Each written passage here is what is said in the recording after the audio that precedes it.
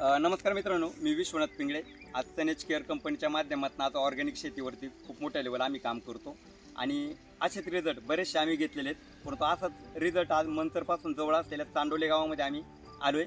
तर खूप चांगला असा रिझल्ट बीट पिकावरती आपल्याला पाहायला भेटतो आहे.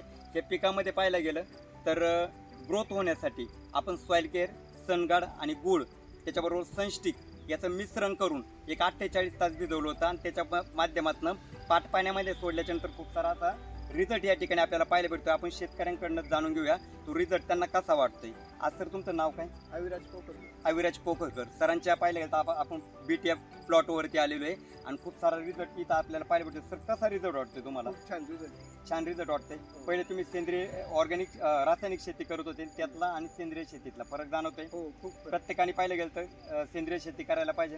बघा मित्रांनो, आज पाहिलं गेल्याच्या नंतर सेंद्रिय शेतीकडे वळणं का काळाची गरज आहे. तर रासायनिक शेतीमुळे जमिनीची पण हानी होत चालली, आपल्या शरीराची पण हानी होत चालली, आजार वाढत चाललेत आणि कुठंतरी याला रोखायचं असेल तर आपण सेंद्रिय शेतीकडे वळलं पाहिजे. तर निश्चितपणे प्रत्येकाने ऑर्गॅनिक शेतीकडे वळा. तुमचा जो रासायनिकमध्ये खर्च होतो त्याच्यामध्ये तुमचा 20 ते 30% खर्च वाचतो. उत्पन्नामध्ये पण चांगली वाढ होते, पीक पण चांगलं येतं. तरी पाहिलं गेलं तर सगळ्यांनी ऑर्गॅनिक शेतीकडे वळण्यासाठी मी या ठिकाणी शुभेच्छा देतो. Thank you very much.